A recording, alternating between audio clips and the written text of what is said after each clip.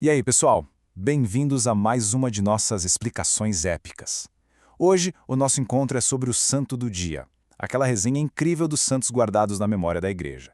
São histórias de grandes mestres da vida cristã que funcionam como verdadeiros faróis iluminando nosso caminho.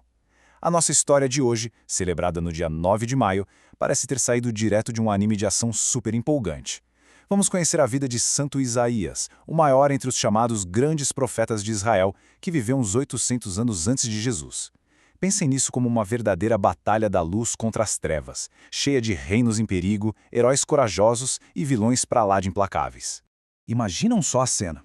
Como é que alguém sem um exército gigante, sem espadas ou poderes mágicos, consegue bater de frente com o império mais cruel da época e com reis que caíram na escuridão da corrupção?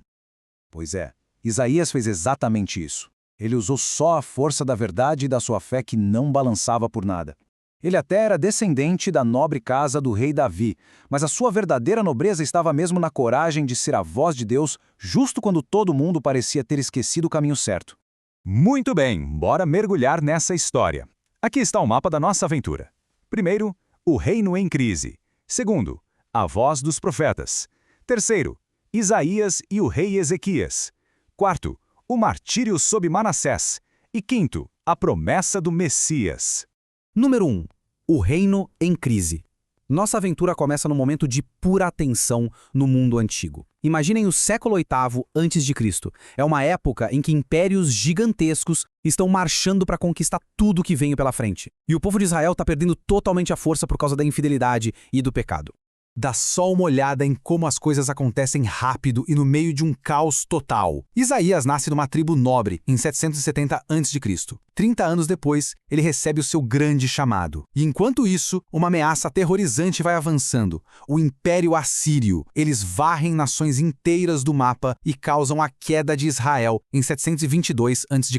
As missões de Isaías envolveram cerca de 50 anos dessa história super turbulenta e cheia de perigos de Jerusalém. 2. A voz dos profetas. No meio de toda essa confusão, quando tudo parecia absolutamente perdido, surgem aqueles que têm a coragem de resistir. Mas afinal, o que faz um profeta? Diferente do que muita gente por aí pensa, profeta na Bíblia não é alguém com uma bola de cristal adivinhando o futuro. Não, o profeta é a voz da consciência do povo. Ele é tipo aquele herói da resistência que consegue ler a ação de Deus na história e não tem o menor medo de apontar o dedo para as injustiças. Ele guia as pessoas para a liberdade e bate de frente com a exploração e a opressão dos poderosos. E foi num sonho místico impressionante que nosso herói foi chamado para a ação. Deus apareceu para Isaías e confiou a ele uma missão gigante. Ele viu o Senhor sentado num trono imenso no templo, cercado por querubins. Aí, um desses anjos voou até ele, pegou um carvão ardente do altar e tocou a boca de Isaías, purificando ele de todo o pecado. É a preparação definitiva. Deus então dá o comando: vá e pregue a verdade ao meu povo. 3. Isaías e o rei Ezequias. Avançando na nossa aventura, chegamos no momento de maior tensão. É aqui que Isaías encontra um aliado de peso, o fiel rei Ezequias. Quando todos queriam fazer alianças com os egípcios para lutar contra a terrível Assíria, Isaías foi totalmente contra e pediu que eles confiassem só em Deus. O cenário era de puro desespero. O exército assírio estava cercando Jerusalém inteira e zombando do Deus vivo. Mas Ezequias não entrou em pânico. Ele se aliou a Isaías, foi para o templo, se vestiu de um jeito bem humilde e fez uma oração incrivelmente corajosa, pedindo que Deus salvasse a cidade para que o mundo inteiro soubesse a verdade. Então prestem atenção nesse número, 185 mil. É a quantidade absurda de soldados assírios que cercavam a cidade. Mas a fé se mostrou muito mais forte que o poder militar.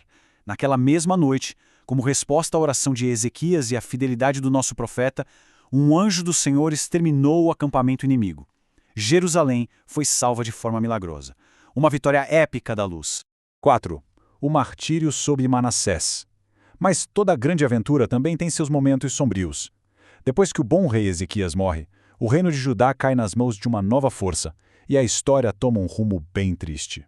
De um lado, a gente tinha Ezequias, que buscou a luz e resistiu à opressão junto com o profeta. Do outro, entra o rei Manassés. Ele era o oposto absoluto, cruel, sem fé nenhuma e mergulhou o reino de volta na escuridão da idolatria. Manassés não suportava ser criticado e instaurou uma tirania horrível. Mas Isaías, com mais de um século de vida e destemido como sempre, não ia se calar, né? O Senhor enviou ele para convidar esse rei perverso a se arrepender. Só que Manassés não quis nem ouvir. Ele resolveu silenciar a voz do profeta. No ano 681 a.C., Isaías foi condenado a uma morte terrível, se tornando um grande mártir da nossa fé. 5. A promessa do Messias. Vamos em frente para ver como isso termina, porque a morte não foi o fim de Isaías. Os impérios caíram e os reis cruéis viraram poeira, mas as palavras dele sobreviveram e mudaram a história. Sabiam que as palavras desse profeta foram tipo um projeto exato para a chegada do Salvador, séculos depois? Ele descreveu como seria o libertador. Falou do Emanuel, que quer dizer Deus conosco, preveu o servo sofredor que carregaria nossos pecados até a paixão e morte e que traria o espírito de sabedoria e fortaleza. As palavras dele eram tão claras e bonitas que parecia até que ele estava contando uma história que já tinha acontecido. Tem uma profecia dele que é poesia pura. É uma visão de esperança que ele plantou bem no meio do caos e da destruição. Santo Isaías foi como um farol gigantesco. Mesmo lutando contra reis malvados e exércitos imensos, ele conseguiu enxergar muito lá na frente, até o próprio Jesus Cristo, que é a verdadeira luz que brilharia nas trevas. A coragem de Isaías deixa um super desafio para todos nós. Se um homem confiando em Deus conseguiu abalar impérios e preparar o caminho para o Salvador, onde estão as vozes proféticas no mundo de hoje? Se esse conteúdo ajudou vocês a entender melhor a fé e a ação de Deus, já deixem o like. Isso ajuda muito o canal a alcançar mais pessoas e espalhar essas histórias épicas. E para quem ainda não se inscreveu, aproveitem agora e inscrevam-se no canal Catequista Felipe Lucas e ativem o sininho para não perder nenhum conteúdo sobre fé, doutrina, Bíblia, catequese e espiritualidade. Agora nós queremos ouvir vocês. Já tinham pensado sobre isso antes? Ficaram com alguma dúvida ou têm alguma sugestão de tema? Deixem aqui nos comentários. Nós lemos todos e podemos até trazer a pergunta de vocês num próximo encontro. Valeu por acompanharem, fiquem com Deus e até a próxima aventura.